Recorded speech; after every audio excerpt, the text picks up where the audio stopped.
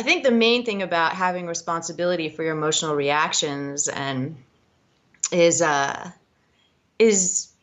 or at least for me, like this is my vested belief, is that the idea is not to hurt people. You know, it's like that. There's a yoga phrase, ahimsa, nonviolence towards others. So it's like the degree to which you realize that your emotional reactions can cause someone not to trust you or can hurt someone else's feelings because you're essentially calling into question something that they believe in and that they're acting on, that they feel emotional about or whatever.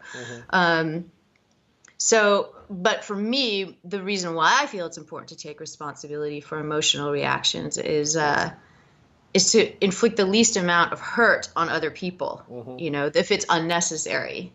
Okay, but what about if someone, if there's a situation where you think someone may have wronged you? Well, that's another thing. So I was thinking about this too. So in the world, there are cases where you have like someone wronging you implies that there's some kind of an expectation, right? And there's you either have, if it's a personal situation, so there's the levels of this, right? Like, you have an actual individual and you have some kind of a contract with them, like an agreement, like, okay, for just a basic, like, we're not going to lie to each other. We'll always tell the truth to each other. And then you find out what? Foolishness. I don't believe. Who doesn't lie to one another? Who doesn't do this? Right. So I'm just saying, though, but like, let's say, for example, that's the agreement. Like, we'll tell the truth to each other, the best of our abilities. Okay, but then, right, one person finds out, oh, this is one untruth you told me. That means that makes a big deal. It's not just like, oh, you said you like my hat and you really don't like my hat. You know what I mean? But let's say it's something bigger that would cause, you know, someone to feel like that agreement was broken. So that happens, right?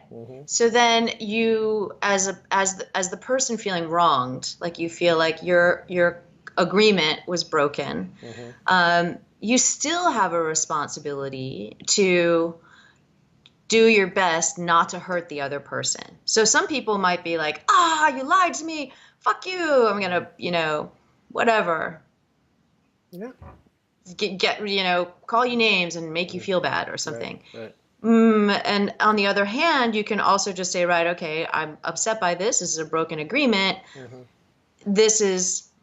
Do I want to continue trying to engage with someone that has broken our agreement, therefore broken my trust, is not, you know, or do I want to just move on to other people that can actually uphold agreements that they make?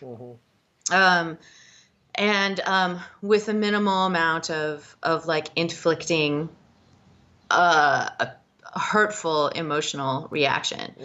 In the case of like bigger things, and this is not necessarily politics, but like, let's say, for example, you have then a police officer, and the goal of that police officer, their agreement to you and to me and to all of us, because they're a public servant, is to serve and to protect.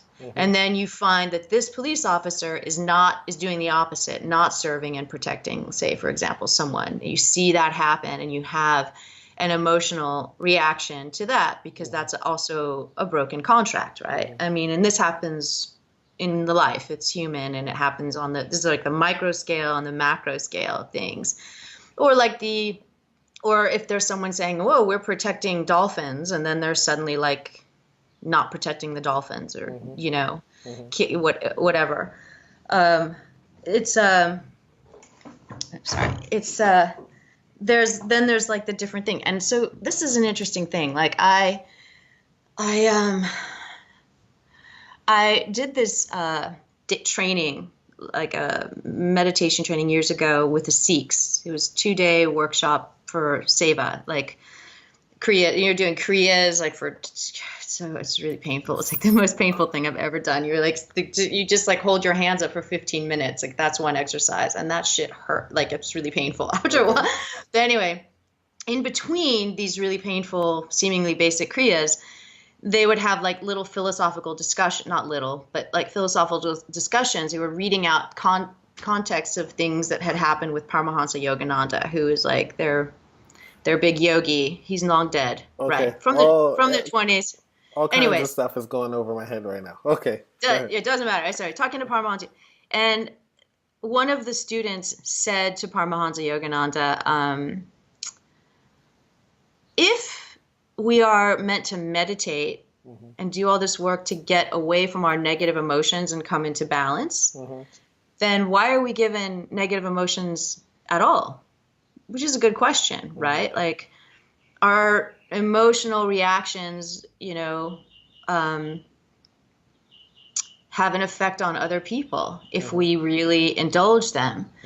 And so that was a good question. Like, yeah, we're meant to level things out, but then why are they even there? And his response was a good one. He said, well, the thing is that when you are not aligned with your purpose or your sense of purpose or your sense of, values and contribution to the world at large, your negative emotions can lead you further off the path. They're misguided and they're just, but when you are genuinely aligned with your purpose of the contribution to the greater good, your negative reactions actually fuel you to do more towards your purpose, right? So that's like that's just one story that kind of popped into my head when you're talking about, well, if someone wronged you or if someone is wronging something. Well, I'm not saying that someone has wronged you. I said you feel as though someone has wronged you, or you think that you don't know that they wronged you. Right. Well, let's say, for example, that there's a clear breach of a contract. Like, take the example where it is clear. Like, this was the agreement, and then clearly that agreement was broken. Like, someone is supposed to be protecting animals, and then they're abusing them or something, which, for example, if your purpose in life is to like make the world a better place for animals and under the care of humans or in the world at large, being angered by seeing someone clearly breaching that would be some fuel for you to take action towards what you feel is the right thing. That would be a positive emotional reaction. That's not hurting anyone, but it's fueling you towards providing things, according to your own purpose of contribution. Now, the thing about all of that, like you were saying, when you get into politics or world religion, whatever it is, that's all the very sticky wicket. Like, everybody has very differing opinions of what's right and what's wrong and how that, like that whole phrase, the road to hell is paved with good intentions. It's like, there are a lot of people who would say, I feel that this is really wrong and that it's wronging the world for, I don't know, I'm going to try to stay away from like hot topics, but then, they're clearly hurting people in the process. Right. I can just say, for example, the Nazis, because that's a long time ago and you're right there in Berlin. It's like, those people had conviction that they were doing the right thing. A lot of them genuinely believed that this was for the greater good of mankind. And yet, with a lot of hindsight and looking at the way there were war crimes committed in the name of doing that. And that goes all the way back to the Crusades and all that stuff. The other thing is, so when you say like people feeling that they feel like they've been wronged, but they haven't necessarily been wronged. So we were just talking about overt contracts, right? Overt contracts. Like, you and I have had a discussion, we have an agreement, and then I break the agreement, for example.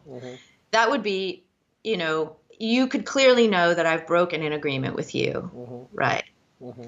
But people very often enter into situations where they are seemingly working, they've come together to work towards something that seems like a common goal, but they have covert contracts with each other, like covert expectations that have not been spoken with each other. And I think that happens a lot in personal relationships.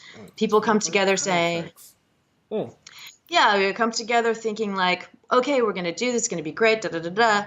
But there's a whole slew of all, people coming from their own expectations from their families, what we were talking about, or their childhood, or their upbringing, or their, particular whatever path of life. They have different expectations that they didn't that they didn't necessarily think to explain, but they have that expectation. And for them, being committed towards a common goal includes that, but it hasn't been overtly stated. It's just like a covert agreement. Mm-hmm. And what happens, I think, a lot of times is that covert agreements come to a clash, and then there starts and one person has an emotional reaction mm-hmm. to feeling that an expectation that they had was that they've been wronged. Mm-hmm. But it's not. But they don't. But they have.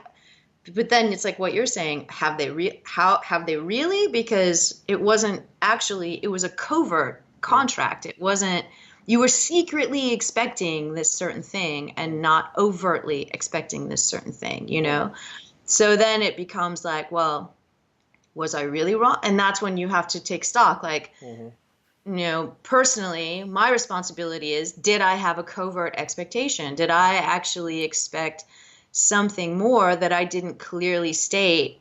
And so I can't really hold someone else accountable mm-hmm. for my lack of communication, my secret expectation, my, you know what I mean? Mm-hmm, and that's when it's important to kind of, yeah,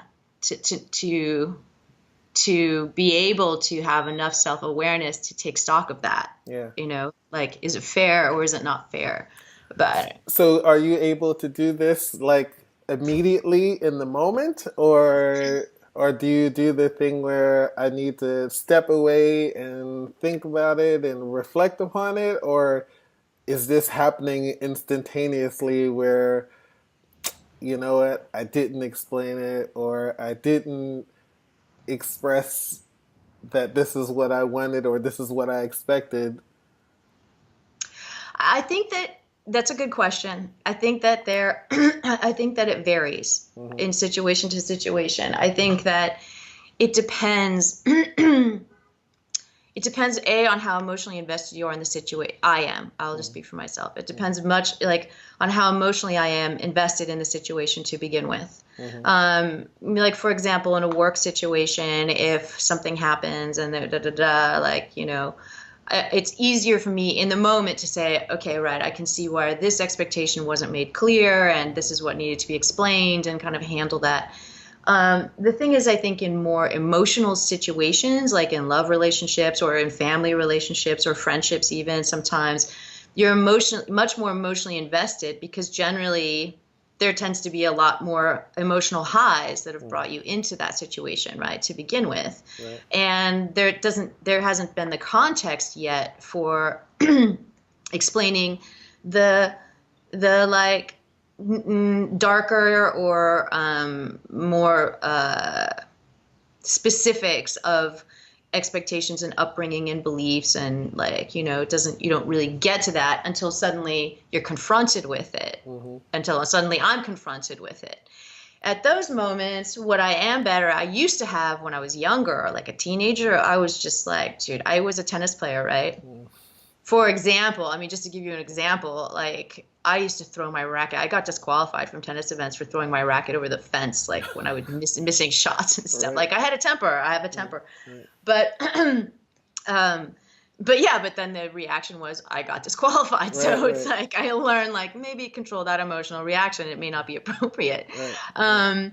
So I have in time learned, like, the more emotionally invested I am in a situation, right, here's the other great thing about being a human being is that we don't really know ourselves. We can keep trying. The whole thing is to keep trying and to know as much as possible. But sometimes we have like some little pocket of an expectation or an old habit that we never really knew was there until you're confronted with it not being there, right, if that makes sense, you know?